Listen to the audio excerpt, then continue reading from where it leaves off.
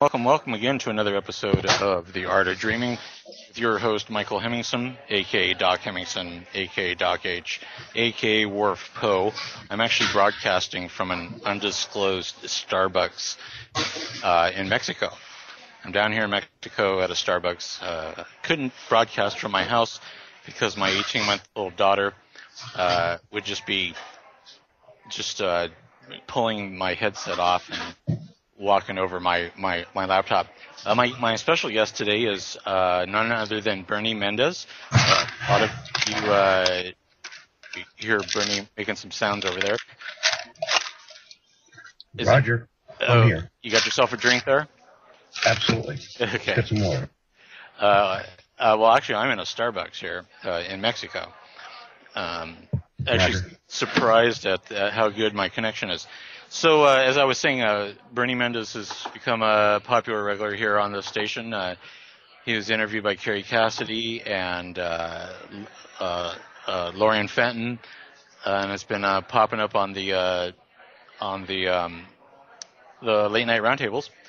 And what I was thinking, what I wanted to do with Bernie on my show here is to go down the list of the aliens that he encountered or interacted with within the aspects of his job, sort of like a typology of aliens, in that he said there's several different kinds of grays, a couple different kind of Nordics and stuff like that. So, we'll go down a list of some aliens, what they look like, where they were from, what they were doing, what their agenda is, if we could do that.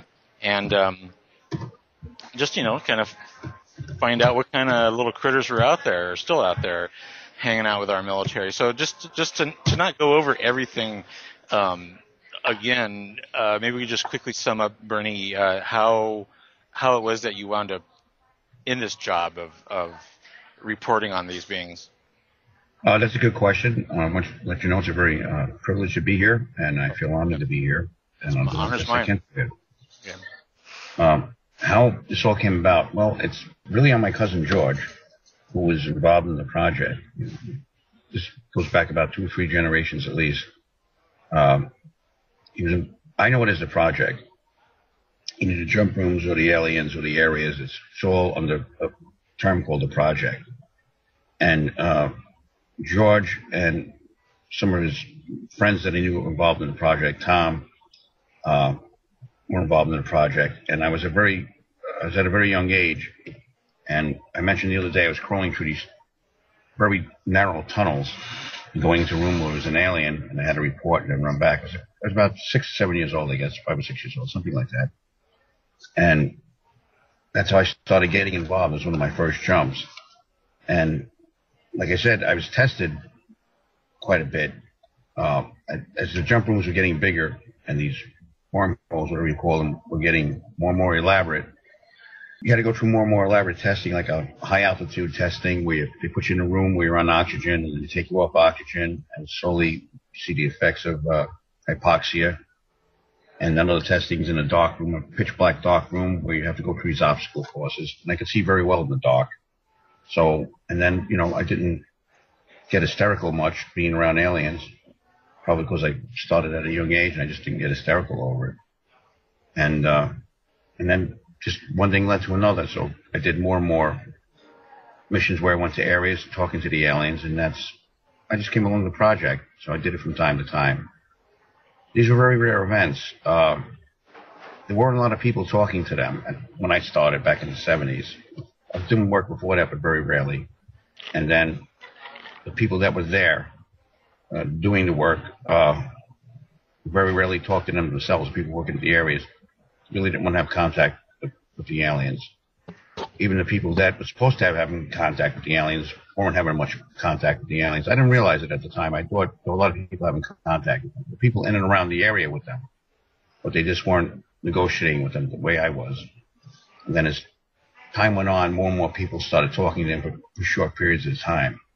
But, I managed to survive it all. And it's a wonder that some people wonder how I managed to survive it all and why, I really didn't get hysterical too much. And that's basically it. So when you say talking to them, do you mean is verbally talking to them or telepathically or? There were telepathic incidences. I was with a lot of different Marines that were down there, different Navy personnel, and it took a long time to explain to them that they were telepathic. And one of the biggest laughs we had is that when we finally got them to stop getting telepathic, because we used to get our thumb and index finger and move them closer together and up and down in front of our mouths until they understood we wanted them to speak. I'll never forget what they said once, and a lot of people were witness to that. They said, "This verbal communication of yours is very inefficient." So we would hear that from time to time. We did things in a very inefficient manner to them. But eventually they stopped getting telepathic, and see, there's a lot of different areas and a lot of different aliens, and that's the way they were. And eventually they agreed not to get telepathic with us humans and to talk to us. And then as time went on, we had developed a rapport with them. And then slowly but surely they began answering questions.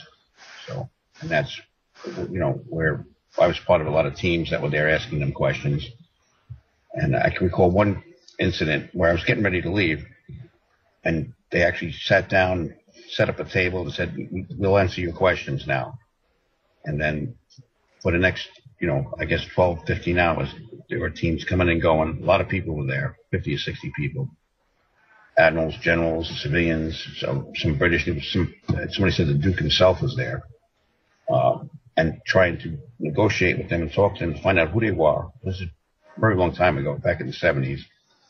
How many of them there were? What do they want? Why are they here? And what this is all about, which took many, many years to get parts of a puzzle or puzzles together and then build several different puzzles until we got a picture of the puzzle. Yeah, it seems like these as you're reporting and others have, is that these beings have never been really forthcoming and give you straight answers. Forthcoming is a very good word, because I didn't really know that word until somewhere, I think in around 1972, 1973, when we would compare notes and sit and discuss these things like we are discussing it here, and realized that they weren't telling us everything for some reason. We didn't know what their motive would be not to tell us everything when they said they would. And as time went on, we began to realize that there were more groups, that they had in a hierarchy of structure, or they had like a sort of a chain of command, and that they only had limited amount of information.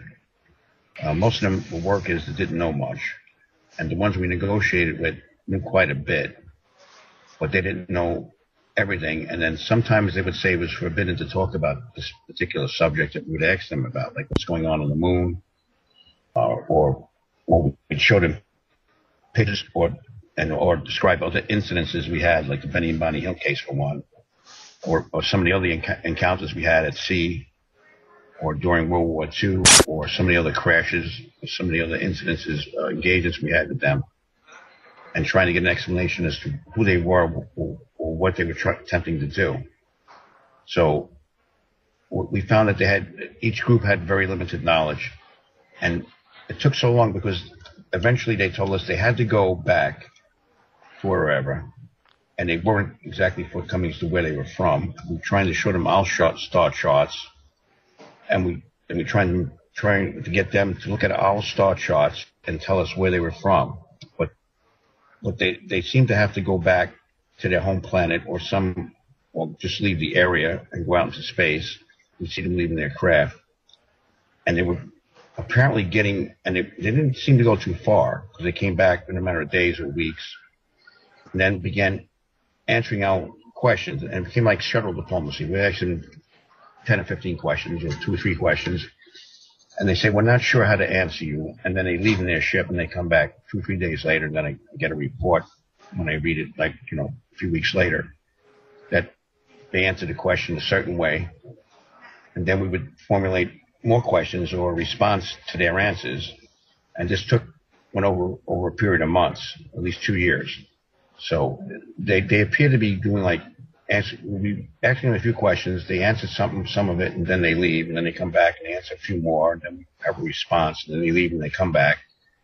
And that's the way it was going for quite some time. So. Sounds like they were going to get legal counsel or approval from a higher up on what to say. Well, to them, eventually we determined that knowledge to them wasn't free, and there was knowledge that we weren't going to have, namely knowledge of how to, knowledge of their ships, how they worked, because they felt that we would weaponize it, and they'd be responsible for giving us technology which turned into a crisis or a war, and then they'd be held responsible for giving us this technology which created this conflict or war. So eventually, over the years, they found that we were able to teach them English. We gave them encyclopedias and dictionaries, which they began to pick up on, and then they began to respond to our questions. And one of the new words they learned was, weaponization.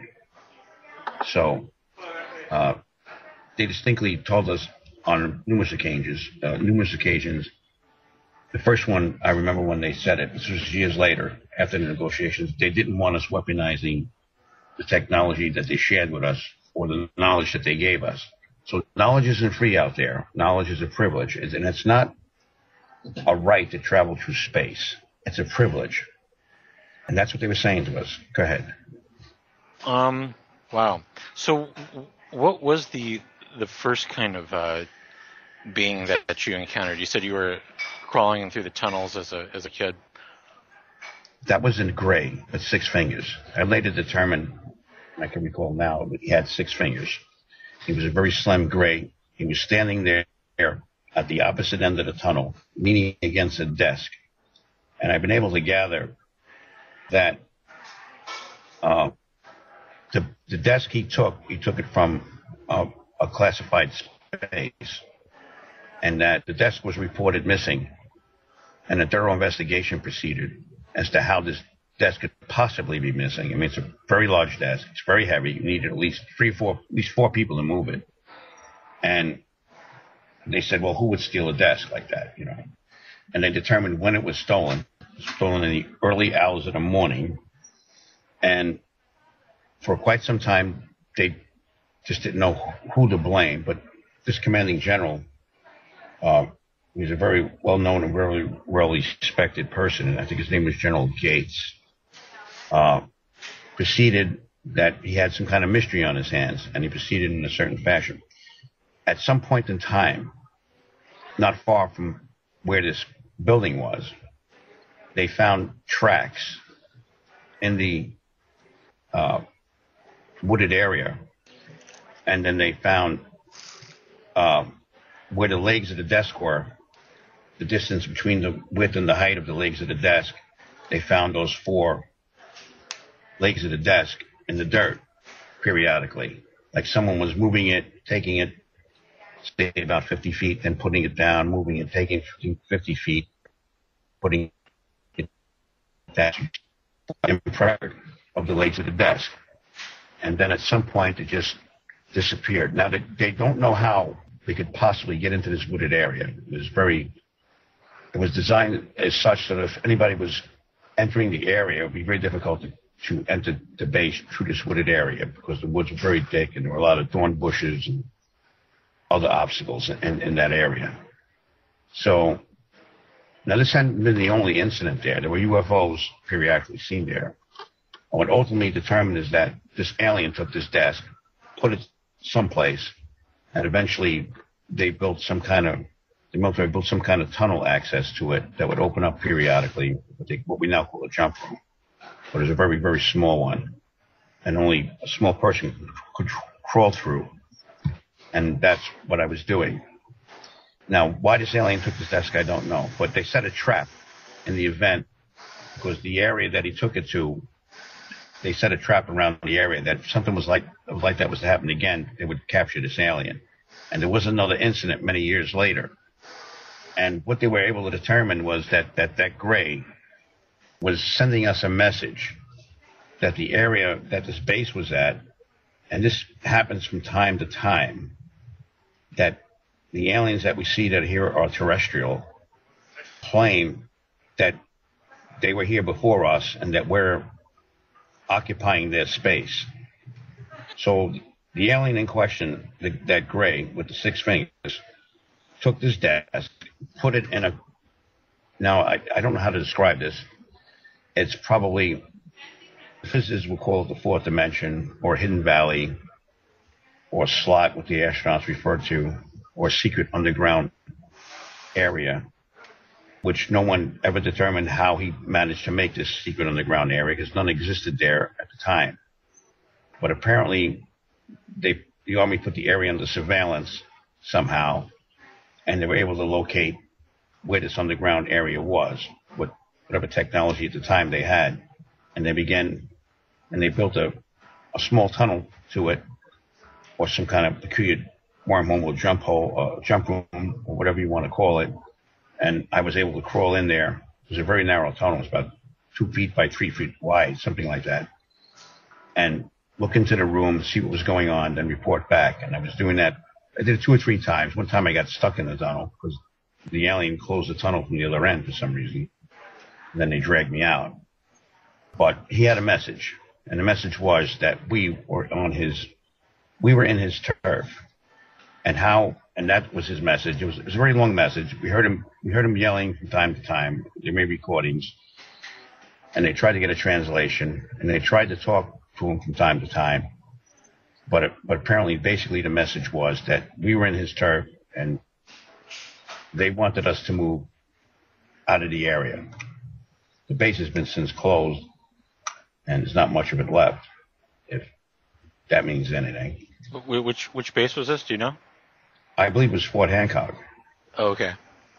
You know, I've heard, and I don't know. Let's see what your take is on this, but that the more fingers they have, like the 6-fingered one, they're lesser in rank.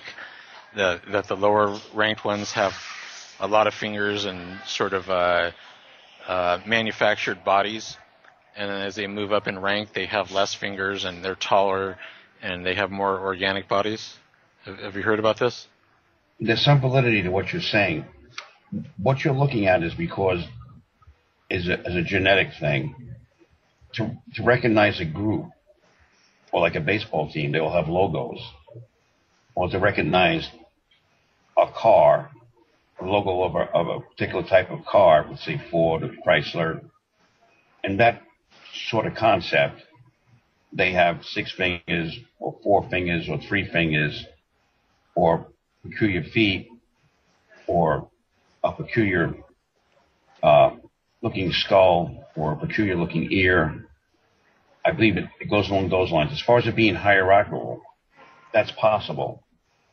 But I think it's more to identify the group than it is to identify the rank. And in their world, you move up or as far as your ability will take you. A lot of them, from what we're gathering with negotiations, actually train like we do, but never like to go out and venture far beyond their system. They train because, you know, they just go out we go into the Navy and train, and then they come back home, and then they're trained to deal with medicine as far as space travel is concerned. They have a very long apprenticeship. So, and they don't really have like midshipmen or different ranks. You're an apprentice, or you're in charge, or you're a supervisor, and that's all there really is. And then there's more supervisors, and they cross-check one another. So they report to one another, and they do a lot of reporting verbally. We talked to them about this once. They seem to have a very, and I don't know how to quite put this, they have a very intense memory that is quite unbelievable. And we try to explain to them that we're only human beings, and that we don't have this memory capacity that they do. And they're capable of picking up a conversation from months prior and reiterating the entire conversation over again, and then starting from that point on, pick up a new conversation.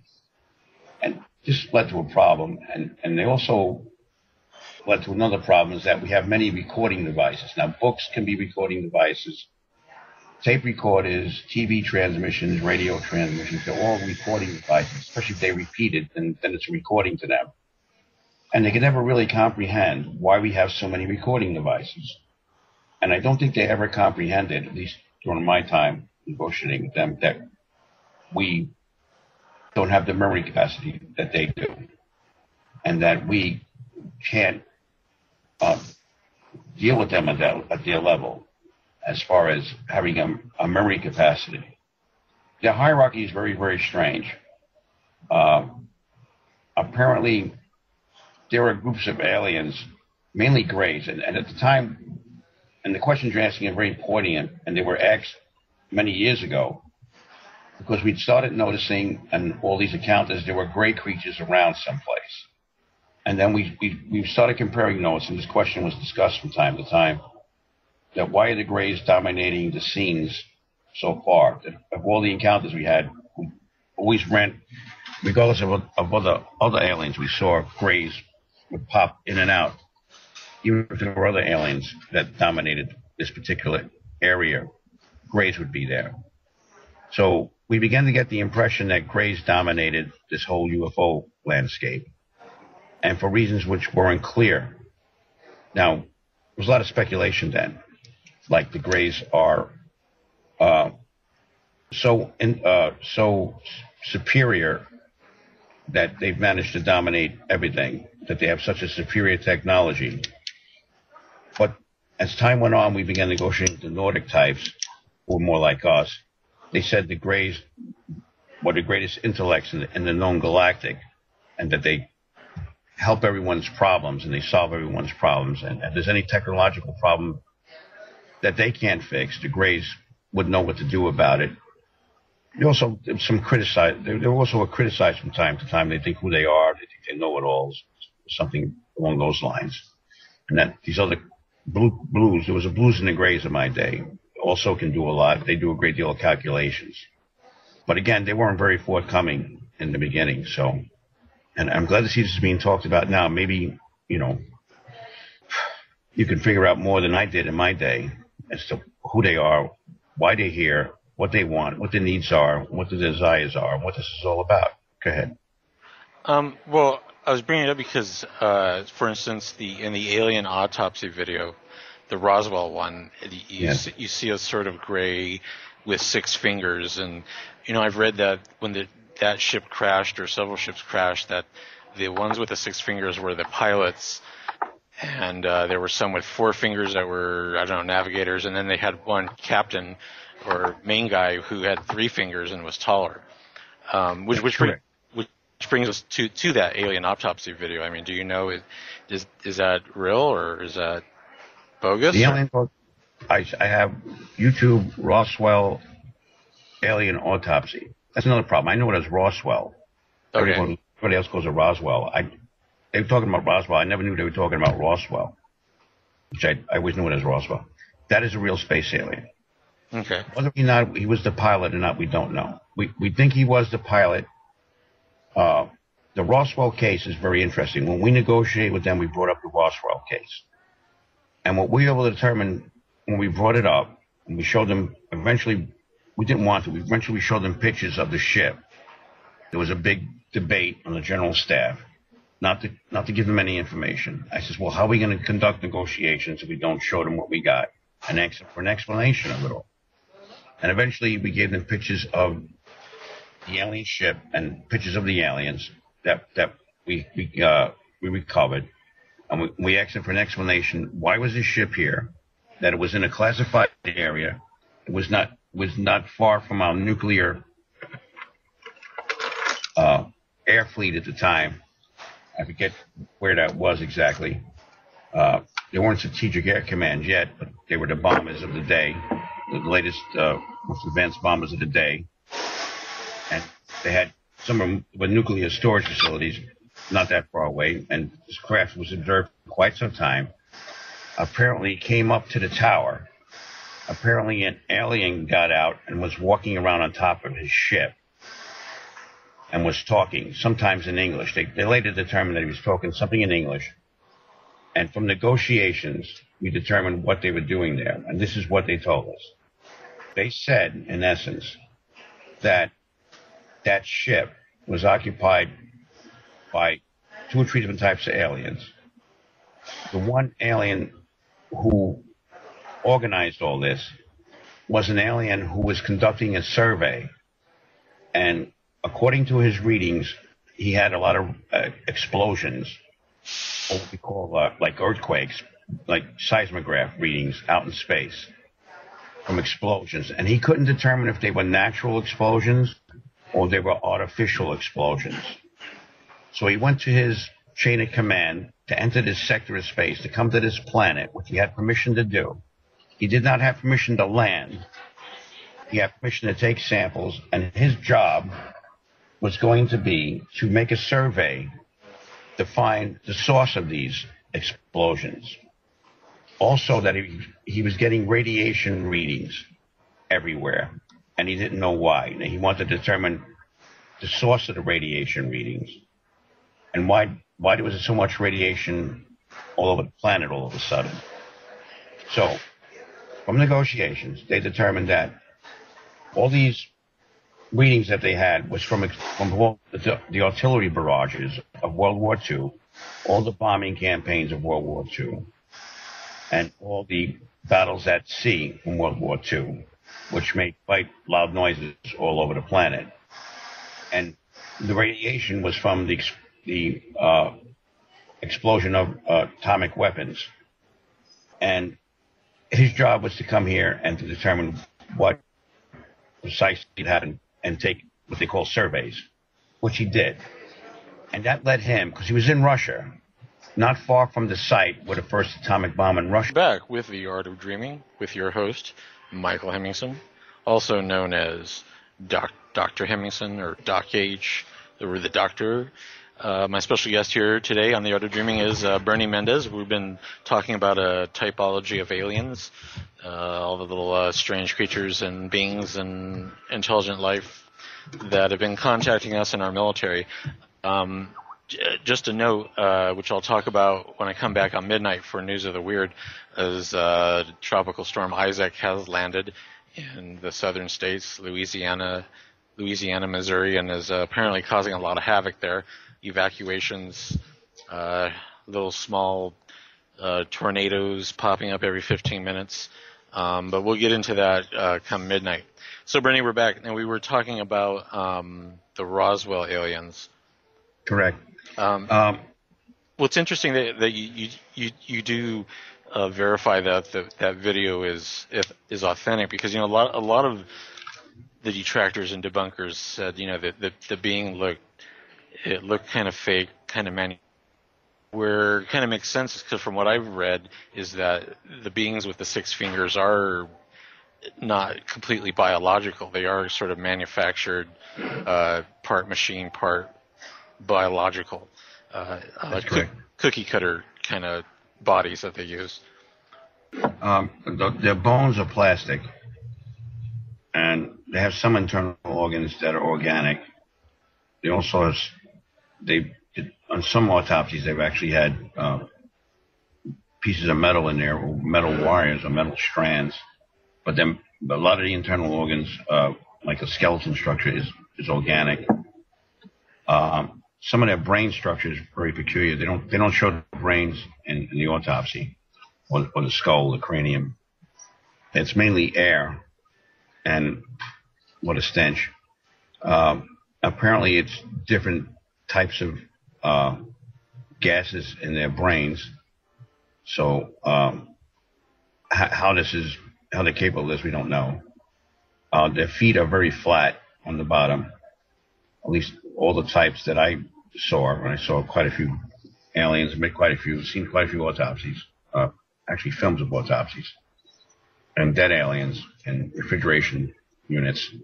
And they all had very flat feet, except for some other peculiar types, either the Nordic types who had feet like us, and the reptilian types who had more, they have feet like us, but they're more, I'd say animal-like, more like bear-like or bull-like. And that's about all I know for sure. A lot of the autopsy is classified. They did give us medications. We got the antibiotics from them, believe it or not. Street types, basically. A lot of deviations from that. And some other medications, which, according to what I'm gathering, it's more like an antibiotic supercharged vitamin. If we were to take it, we'd turn blue, not croak. But if you water it down, it'd be the same as an antibiotic that we take today, but a multiple vitamin. Go ahead. So would you say like maybe these manufactured bodies are just used for them to enter our reality or our dimension from another dimension?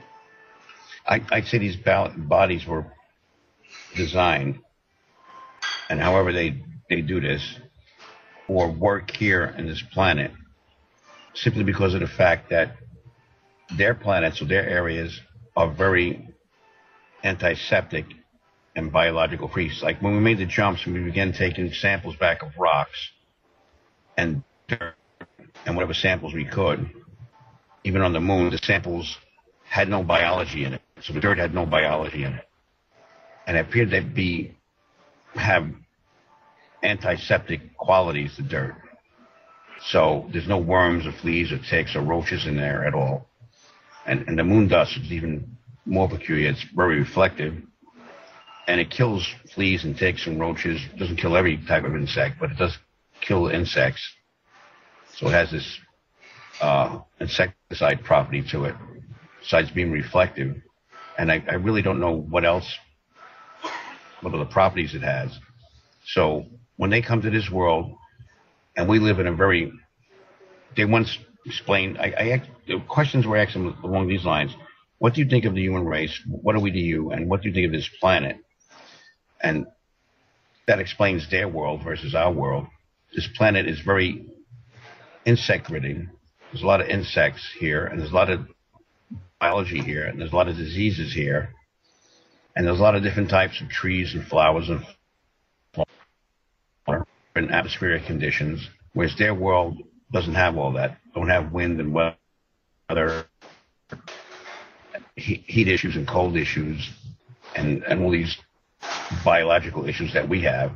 That's why they live as long as they do. The Nordic types, wherever they have that type of world, has dirt, doesn't have biology in the world. You don't see any birds flying around, or there's no worms in the dirt, so there's nothing there for them to get sick from. That's why they don't stay here too long. But the aliens that you're talking about, these autopsies, what we're able to determine, they're somehow genetically enhanced to withstand the conditions here on Earth, which makes them more susceptible to be disease prone. So in essence, we actually contaminate their world or they contaminate us. We contaminate them more than they contaminate us. And that's a big issue with them. And that's a big issue why they don't want us going out further into the galaxy, because we are biologically inferior to them as a race, all the humans, no exceptions. Would you like to continue with Roswell again? Yeah, definitely. So the alien you see on the autopsy with his right leg has a very large wound. Now, they don't know if that's from a shotgun. Now, I'm sure the forensic people would say that's not a shotgun one, except there's one exception. The shotgun at the time was a very particular type of shotgun. So I'm told. I actually fired it quite a few times. It has a special load in it that is a certain gauge and a certain caliber of buckshot that will literally, blow holes in you. It's got a lot of buckshot in it, so it's made to spread out over a wide field so you can hit the maximum amount of targets at a distance. So that could be from a buckshot gun of that type. The Roswell craft, when it approached the tower and whatever was going on there, Apparently, they shot one alien off the top of the craft, and he fell onto the flight line. And then the pilot panicked and took off. He went as far west as California, made a U-turn, and came back into the area in question. And apparently, another ship, one of our ships, which later crashed, and I spoke to individuals that were involved in this. My cousin George eventually got involved in this. Pulled alongside of that craft and threw a grenade down the open hatch on top of the roof of the craft. I seen the craft. It's a hopeless piece of junk. So, and then the pilot, who wasn't a very good pilot, and I'll finish the story of why they were here, panicked, or the grenade went off, and he crashed not far from where from this flight line, which ended up in Roswell. So, from negotiations with them, and we asked them, a lot of people were there listening to them, trying to determine what this was all about. That alien, who was some sort of scientist, wrote a report or made a report about explosions and all the radiation readings, and convinced somebody, an authority, to come here, that he had to determine if these were artificial or man-made explosions, and if the radiation readings were artificial or man-made, or some sort of catastrophe happening, because they got very concerned about it, and decided to come here. And he had a permit to come here, not to land, but to take samples and to look around and to gather as much information as he could, or what they say, take a survey, and determine what the source of all this was. Now, he was a very good scientist. He got a ship. The only one that was available was that ship they got from Roswell. It wasn't a very good ship. It really was fit for space travel, but it was barely workable. And he got a crew together. That's why there's like 3 different types of aliens in there. It was him. He was the leader, and he had assistants, which were his type. So the alien autopsy you see, I think they were more like him, 3 or 4 more like him. And then there was the individual who owned the ship, or was in charge of the ship, which was smaller types, and his assistants or his pals or whoever they were, because he knew the way here. He knew how to navigate from wherever this scientist and his team was, pick them up and take them here, and then he was going to take them eventually to a couple other places to download all this information and then take them back home. So the pilot was not a very good pilot. They admitted that, and that he really shouldn't have been here. Although they had contradictory statements stating that they had permission to come here and look around and take a survey, they didn't have permission to land or to have contact with us. And that's where the problem lied. They made contacts with us. We went into slash and burn mentalities and shot at them and destroyed the ship. It crashed, and we recovered all the bodies. I don't know if a formal apology was ever given to them, but I heard rumors to the effect something along those lines were. And that if there was any other need or request, that we would cooperate with them and answer their questions as to why there were all the explosions. Eventually, and I was part of a team that explained World War II to them and the atomic age to them as to why we were fighting that war, because they didn't understand why that war was going on. And what led up to this incident at Roswell. It was a very big incident with them. From that point on, ships of that type were not allowed to come here anymore. Go ahead. Michael? Yeah, are you there? I think I lost you for a minute. It could be. I got a little static on the line. Okay, you're fine now. So, did you get the last part? Why the ships were here? Why that Roswell ship? I didn't get that. What was that again? Okay, that Roswell ship was here as a survey ship to determine the radiation readings and the explosions. Okay, right. If they were explosions, they were natural explosions, or they were artificial explosions. And if the radiation readings were natural radiation readings or artificial radiation readings, and the ship and the survey team that was on board the ship was to determine, had permission to come here to take a survey and to look around and to determine the source of the explosions and the source of the radiation readings. Go ahead. But what was the reason why they crashed? Just because it wasn't a very good ship? Well, that was another reason. The ship was not really a very, I don't know how they put this, a ship that was really fit for space travel. It was an older ship, and it didn't have proper instrumentation on it. But the alien that you see in the autopsy, that type of alien wasn't. They believe he was the pilot, but they're not sure. They may have been taking turns changing as pilots from time to time, and he really shouldn't have took that type of ship here, because this is a very unstable place to be. The gravity shifts a lot, and the magnetic force around the Earth shifts a lot. So you have to be very aware when you come here as a pilot to make adjustments to your equipment before you come in close to the Earth or come in close to the ground, because you could crash, or your drywall, your stabilizers. You'd have to know how to make these adjustments before you come close to the Earth. It's a very unsafe place to be sometimes, this Earth. So they claim that, and like I say, it was a bit of a contradiction. First, they claimed they had permission to come here, permission to take the survey about the radiation readings and all these explosions that they were reading on apparently some sort of seismographic equipment. And then they claimed that the ship really wasn't up to specs to do this type of mission, and that may have led to this incident. But I never was able to follow up on that over the years. I think we moved on to other things. Go ahead. So then, what would you say were, I mean, there seemed to have been a lot of other ships after that crashing.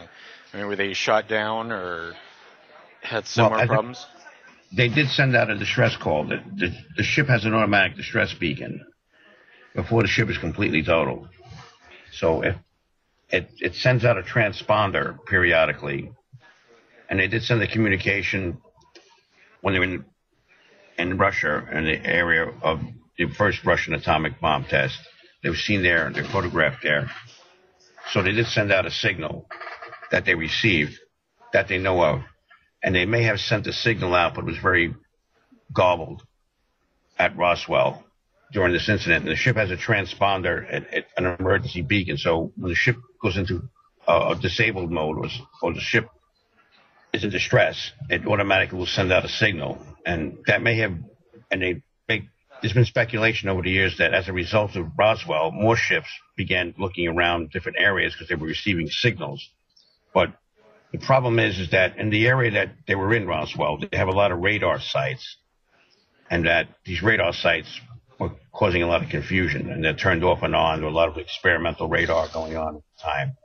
But since Roswell, everyone did notice, and it's part of the official report, either in Project Blue Book or part of the other information regarding the Roswell incident and the aftermath. They call it the aftermath of Roswell.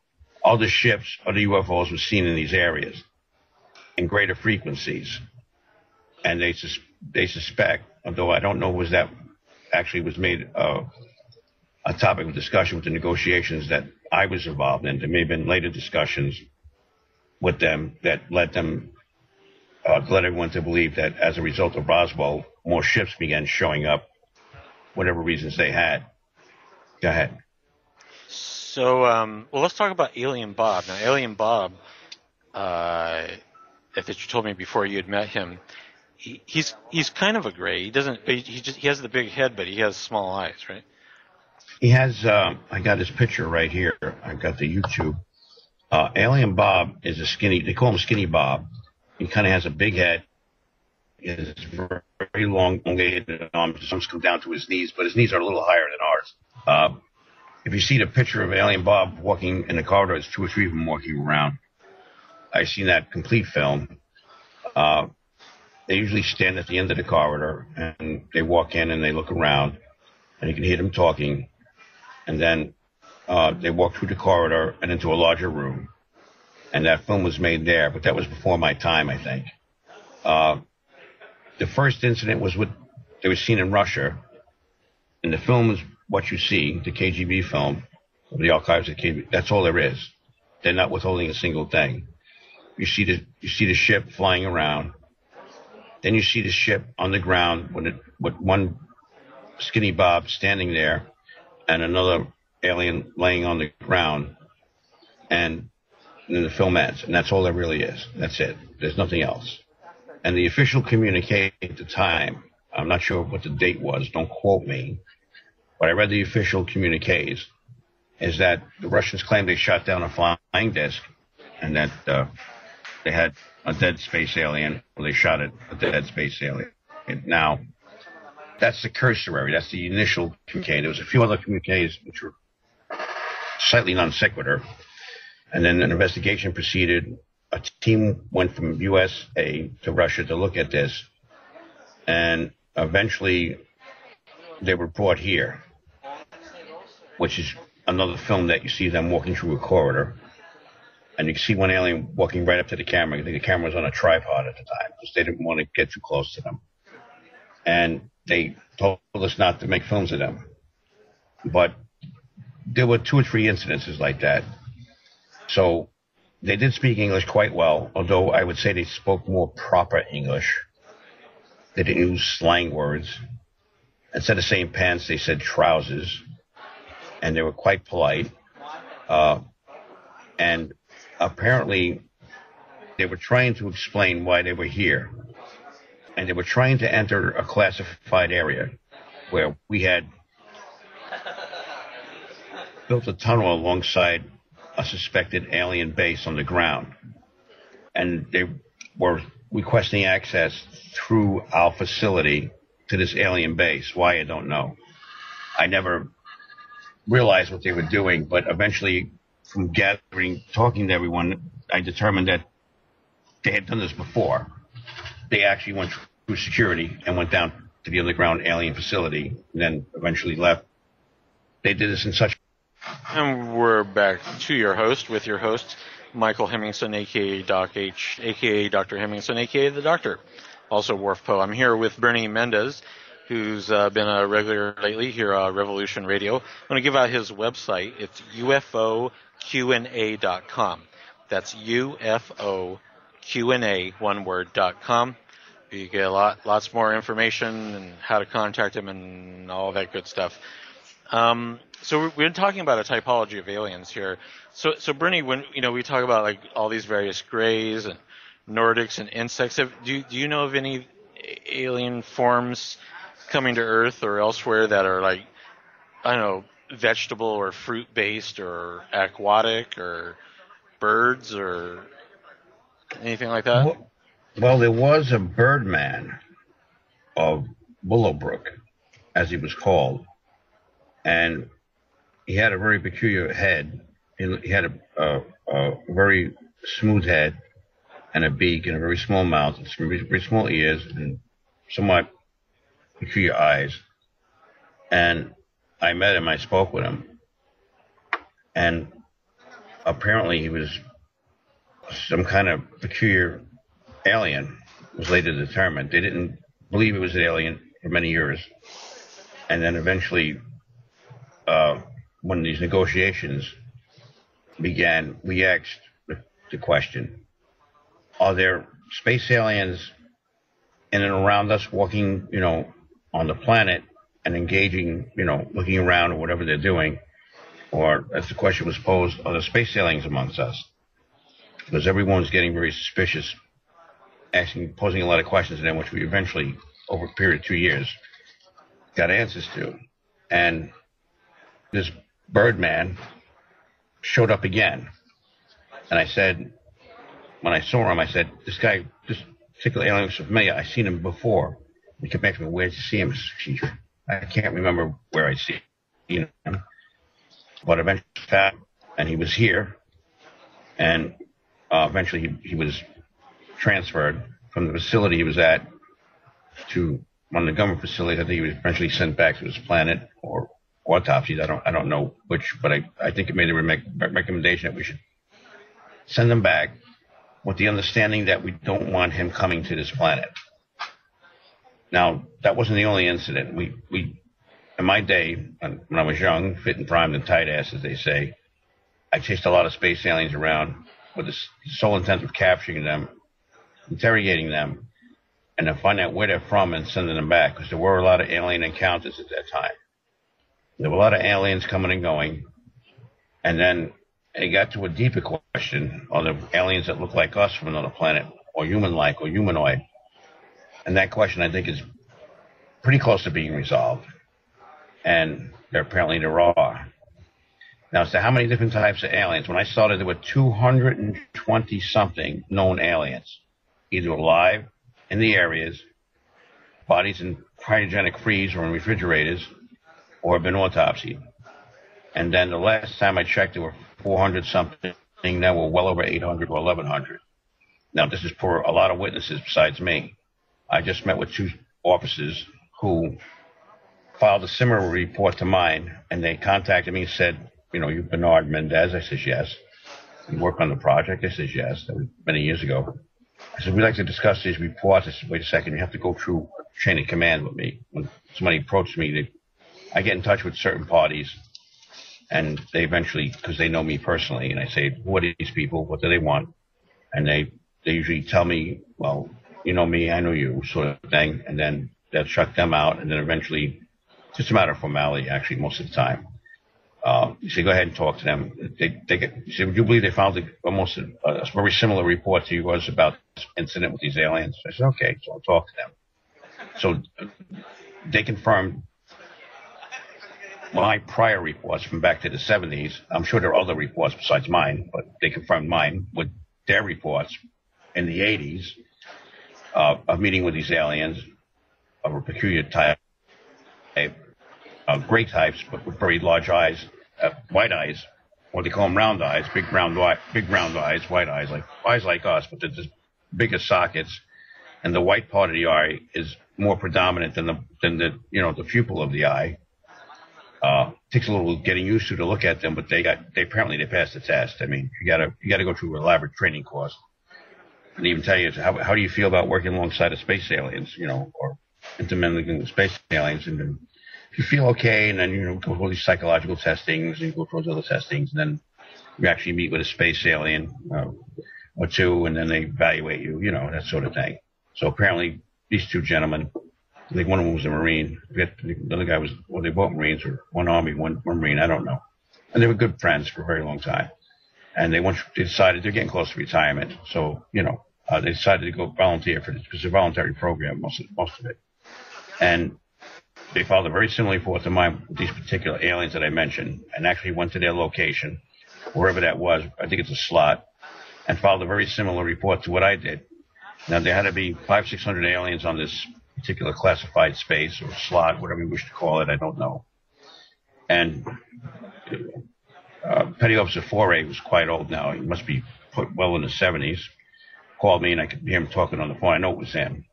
And Commander Troy's cousin, or maybe his son, I don't know, was talking to me about them and said, "Would you believe they filed the exact same report you did?" And blah, blah, blah, blah, blah. So I talked to them. So that's another few hundred aliens there.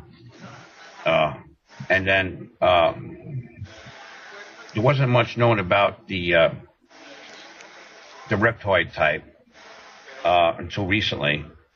They were seen during World War II, other than it's all legend, in the extreme past.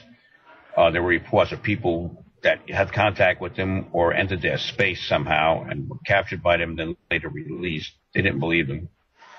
They were generally discharged, and thought they had some kind of problem. But years later, through negotiations, we did mention that incident in World War II, and eventually they confirmed that there were, this is back in the 70s now, when we did negotiations with them, that there were these large reptoid aliens. You see pictures on YouTube of them. There's 3 or 4 different types. And eventually they said that we had entered their space. They got a little ticked about it, interrogated them, and shoved them around. Didn't hurt them too bad. Then eventually released them because they're like a biological hazard. Humans are a biological hazard to them more than they are a biological hazard to us. And then we decided to learn more about the reptoid races that were here, who claim to be here a very long time. They claim to be one of the oldest races of this planet, and they claim to be indigenous. living underground. How that's possible, I don't know. But there are a lot of claims and counterclaims. So that's the reptoid race. And I don't know where to go from there. You have any other questions? Well, let's go to the Nordic types, the human-looking. Apparently, well, there's a couple of them, like the tall blonde ones from the Pleiades that we find in the Billy Meyer cases. That's correct.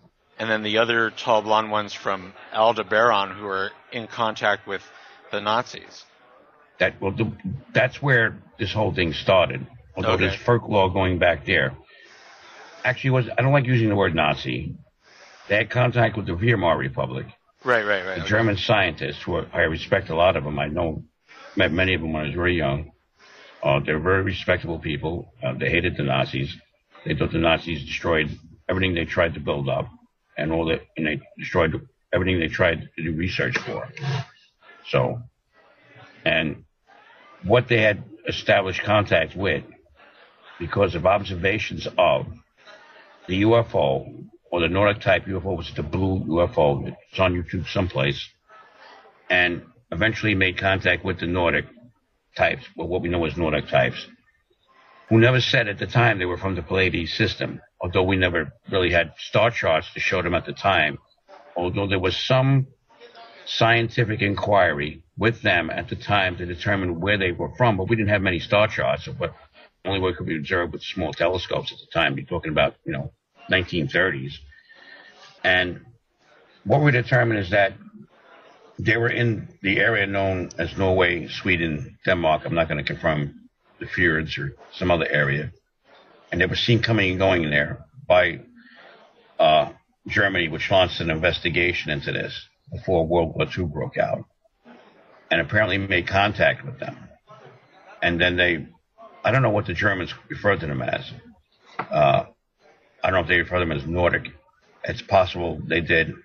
Germany was into this etymology thing, or this, not etymology, this categorizing of all the different human races, which was a good thing, because they had discovered a new race, the Nordic race, or the alien Nordic races, who had a lot to say about who they were and who we were when they arrived, and going on about this catastrophe that befell us all, as they put it, who spoke English somewhat, spoke more of some kind of peculiar Norwegian Scandinavian dialect, which I know at the time I could speak fairly good Norwegian, and did have a conversation or two with them. So have many others since that time. So we had some film of them at the time that we got from Germany in World War II. Then when they came around again in the 70s, we had 20 minutes of film then, and then I got more film of them.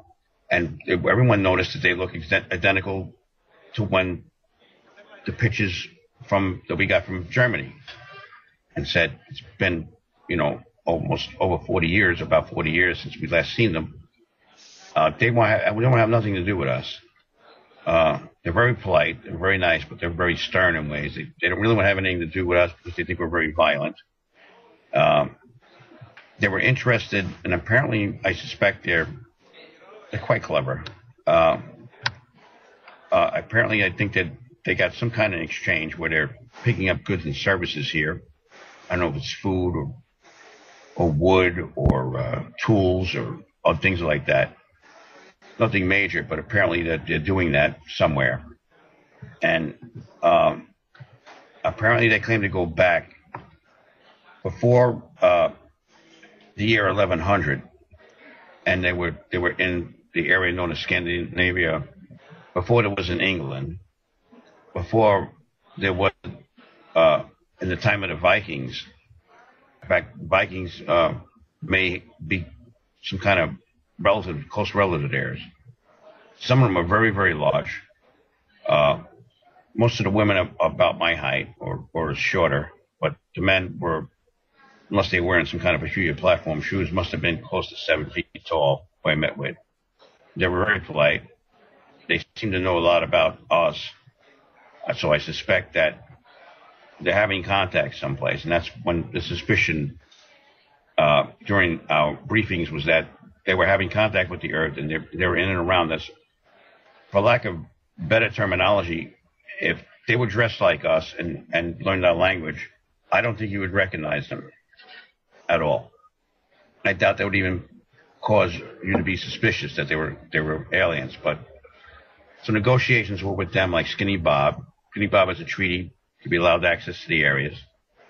The Nordic types, who were seen also in Antarctica during Admiral Byrd's time, who had contact with them, and they've seen their ships coming and going in Antarctica for some reason. We don't know why they're down there. There's been a very thorough search. We can't seem to find out where they are in Antarctica. Apparently some humongous cave. We didn't see any paraphernalia of anyone could possibly living in the cave. The cave was explored somewhat, not completely, but we didn't notice any utensils or food or clothing or any other things that would lead you to believe that there was someone living in this cave, and that became a dead end. But place apparently has been placed under surveillance, and apparently more information has showed up. Now this may have been referred to as the Vril or the Vril Virle during the Weimar Republic, which is a big secret, or what they call the Vril Society today. And that's probably those same Nordic types. They did file a diplomatic incident with us, a formal diplomatic incident, believe it or not, stating that there were incidences during World War II that they had lost their kin and they wanted the return of their the remains of their kin and their personal possessions. So that matter's been in dispute a very long time. I don't know if an apology was ever given, but there was an explanation given, and there was a thorough investigation during my time with the administration, who made a very detailed report about all this. This was mainly involving the counterintelligence corps of the United States Army at the time and the Norwegian government. And those are the Nordic types. They're very nice, they're very polite. I would not recommend pissing them off, because they will clean your clock. Now, is there any truth to that? These Palladian, Nordic, whatever types have been at war with the reptilians for eons? The reptilians were questioned somewhat. We had limited contact with reptilians in my time, with the West Contact. And apparently they claimed there was a war. There is a agreement in place. They refused to confirm whether or not the Greys were, or any other race, had intervened. But the word El Supremo was used by them, indicating that the hierarchy goes to El Supremo, who, through the course of negotiations and contact thereof, everyone agrees to listen to. And he would be the equivalent, because now they studied our history by this time, and World War II came up with a term. El Supremo is the space aliens' supreme allied commander. There is no one higher authority in this sector of space than him. And he does answer to somebody. I mean, he does have other aliens come to him and ask him questions all the time. And whatever his mission is, and according to his staff, which we did negotiate with his staff unwittingly at the time, we didn't know who they were. He's got limited resources, and that's it. He ain't getting any more resources to work with what he has in this sector, and to try and keep the peace, and to try and maintain what he has here and what he's got preserved here in the different civilizations here. It includes the Nordics, the reptilians, us, what's going on the moon and Mars, and we don't know what else. Although I suspect someone is probably categorizing all this someplace. If you want to believe that there's that much information to categorize, I don't know. It's mind-boggling at some point. And that's who El Supremo is. And there was a war. The best date, and I never was able to determine if the war started or ended or was over or was settled, was ratified, treated, about 9,600 years ago. They won't give us any more details than that. They've told us in a nice way, and they're being very polite about it, though we're persisting at times, that they will answer our questions as best they can, but they're going to spend so much time and resources clarifying issues like the way we measure time, or the explanation we get for the history of this planet, this galaxy, all its peoples, the pyramids, the Mayan civilizations who disappeared. They claim they didn't fail, that they abandoned their civilizations for whatever reasons they have, lack of resources, lack of support, or catastrophe, evacuated, came back, tried to reestablish themselves and failed because of lack of resources or manpower or whatever. So they just abandoned it. And all these resources that we have, and it's going to go down to economic issues, eventually even with us, is under El Supremo. And I don't know what all the treaties are amongst them. We tried to get some clarification about that.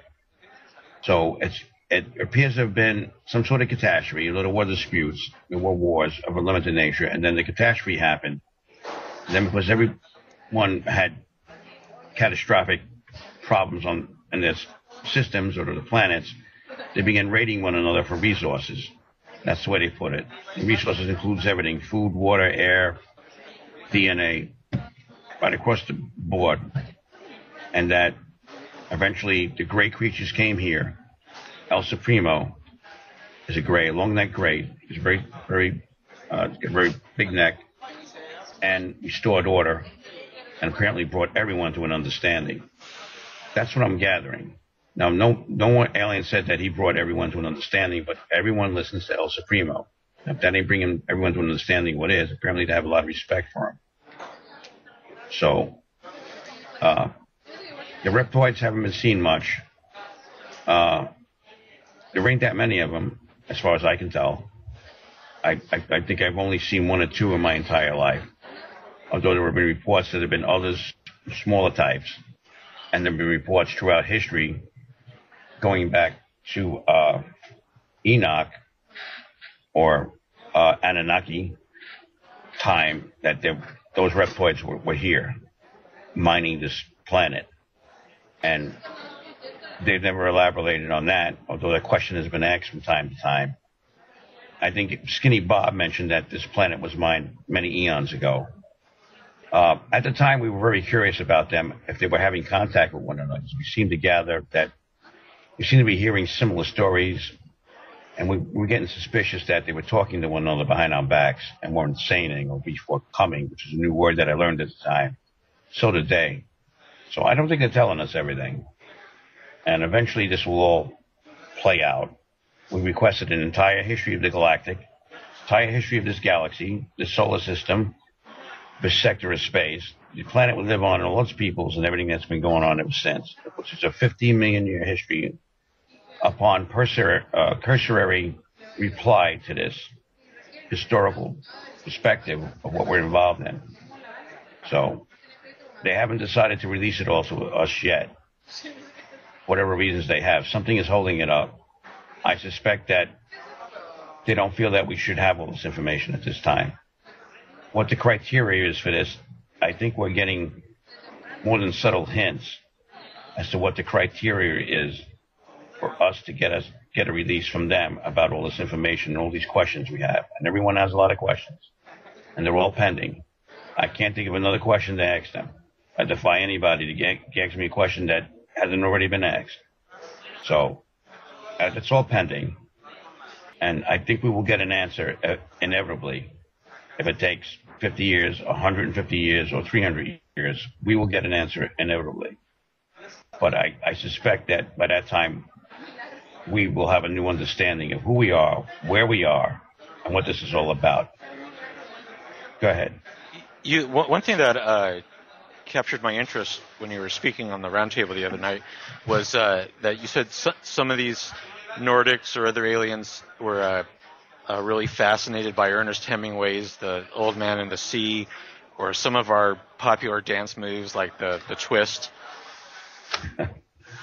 Yes, it wasn't the Nordics was Old Man and the Sea. It was the aliens in one of the areas, the 9 aliens that were sitting in chairs. There were 10 chairs with 9 aliens. And they wanted me to read to them a book called Ernest Hemingway's Old Man and the Sea. They don't have an imagination like we do. They have a little bit of an imagination, not much. their brain activity is not as active as we are on the imagination scale. And they were quite fascinated by that. Knowledge isn't free out there for them.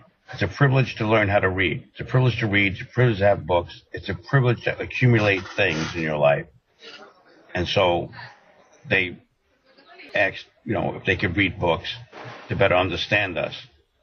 And one of the most amazing things I've ever heard was that when they came to know us better and they got more comfortable talking to us, was that they didn't realize we had quite an imagination, and that all the TV transmissions that they received, and that was one of the reasons why they began negotiating, because all these TV transmissions that we had sent around the world, or locally, or whatever, were picked up by space aliens here locally, recorded and sent out to space, or went out to space and were recorded somehow. We know how now, but I'm not going to go into all that.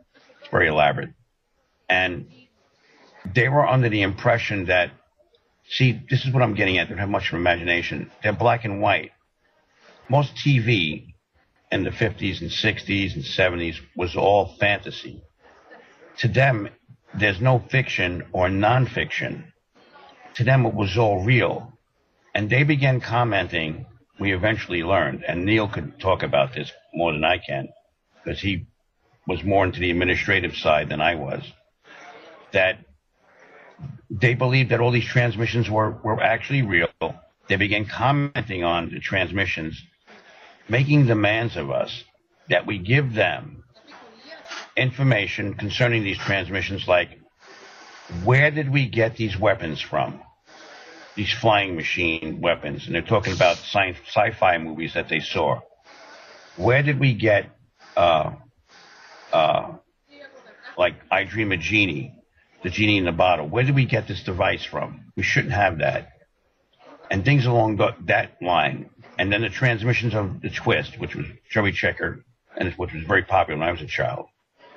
What did this all mean? Why are we so hysterical? Why are we always yelling hysterical and acting hysterical? We try to tell them we're having a celebration and everyone's dancing and listening to music. Music is a strange concept to them.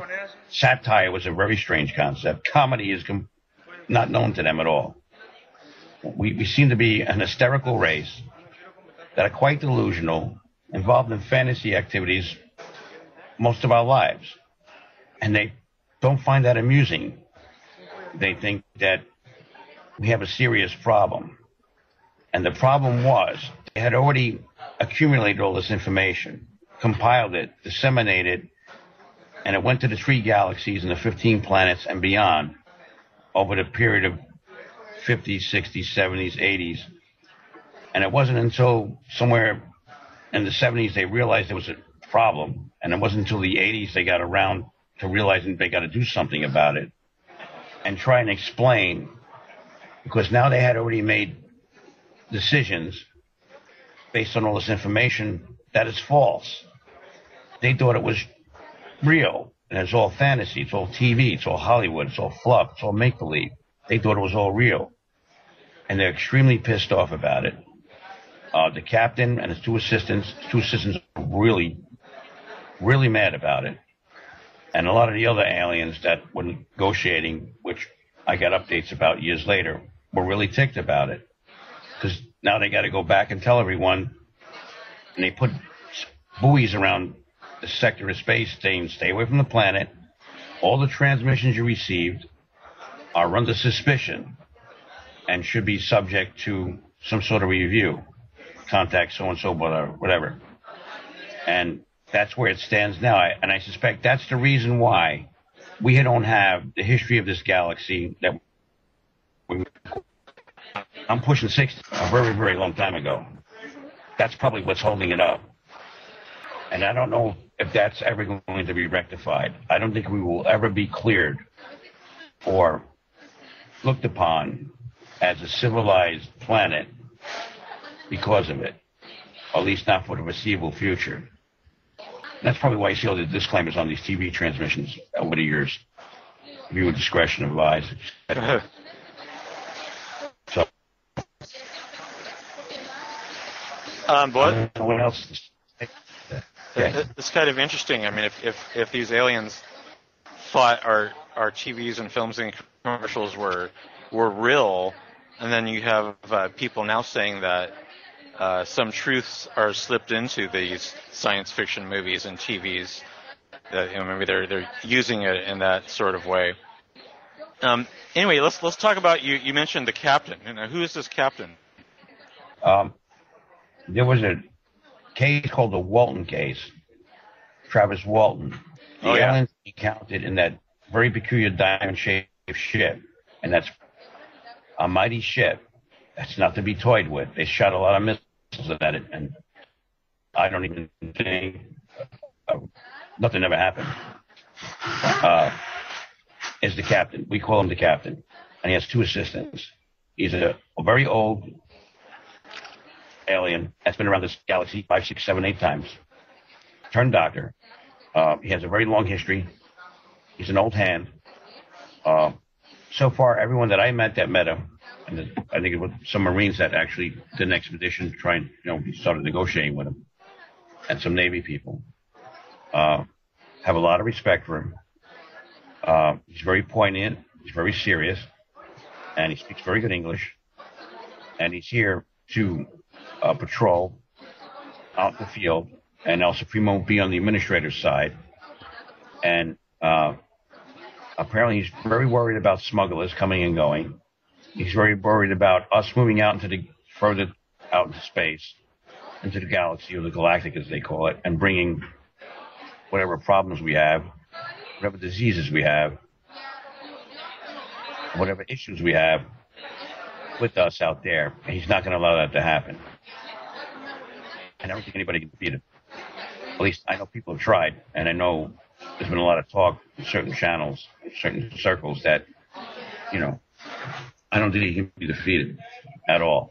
They've tried to disable that ship with just about everything we got, and it ain't gonna he ain't gonna be defeated, because he's an old captain. He knows his way around. He knows all the problems of this sector of space and this area of the galaxy, claiming that we're on the edge of the galaxy. You don't know what the hell's liable to happen out here on the edge of the galaxy. So he built that ship and helped design it. So he knows what to expect, and I think he's prepared for just about every contingency plan there is. So we call him the captain. How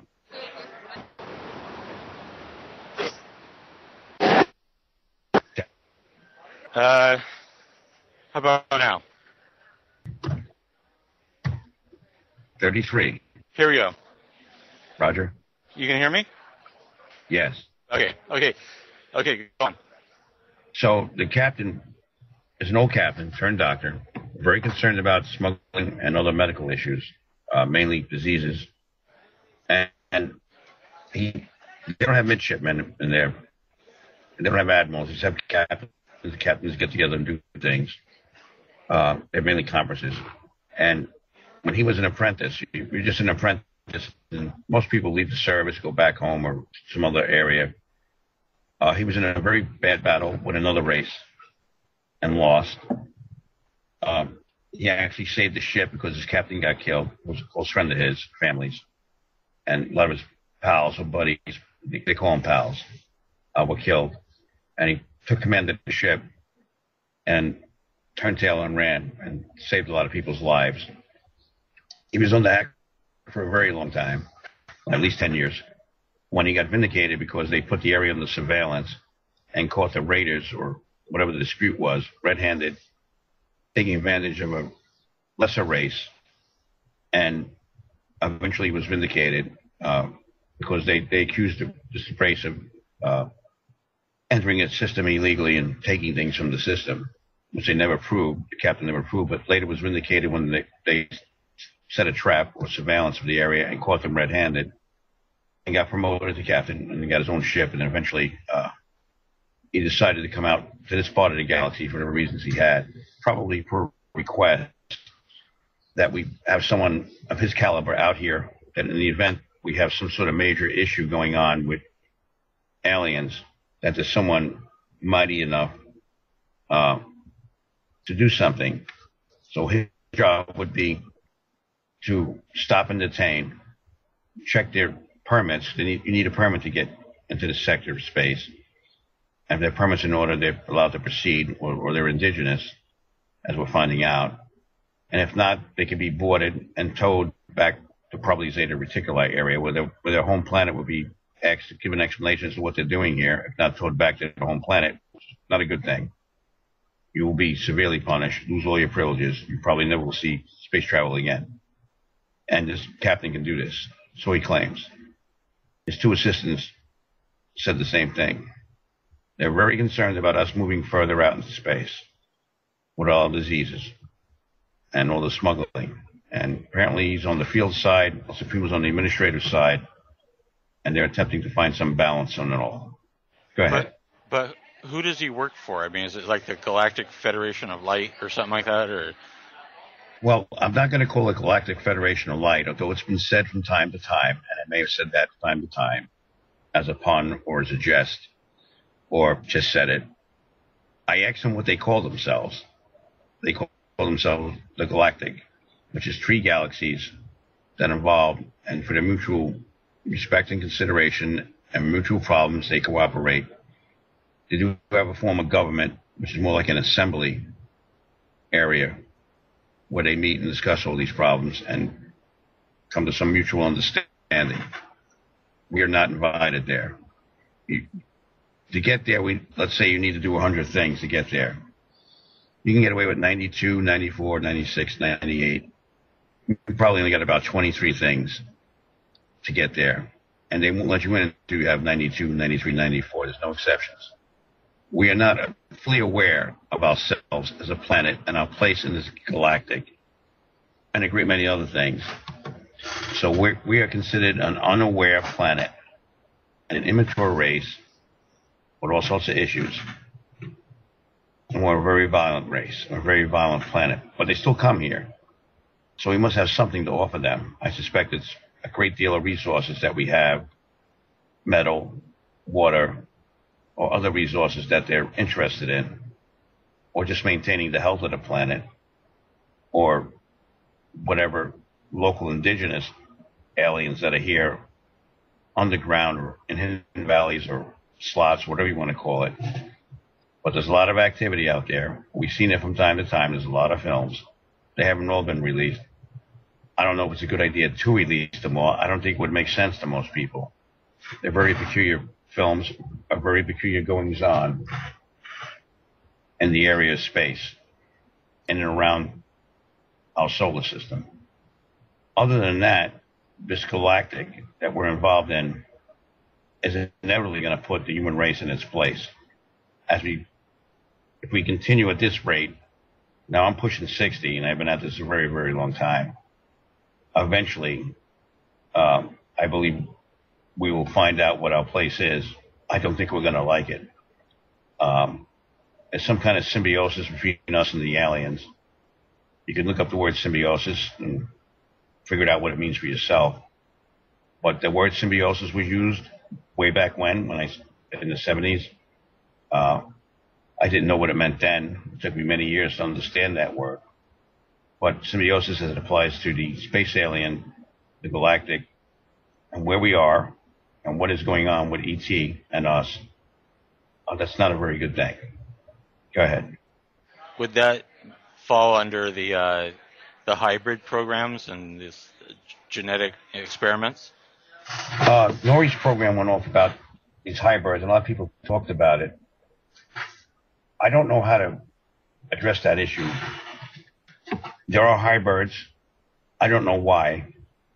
They may not be experiments, but just another race. It's a hybrid race that's out there.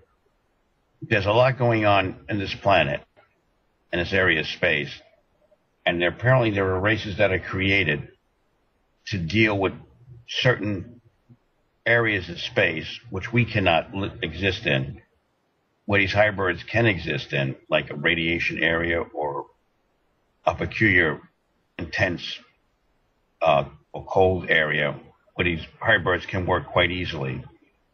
The Nordic race refers to them not as hybrids, although the word hybrid was mentioned to the Nordic race and they didn't understand it. They said they might get back to us, but I haven't seen them since on that subject.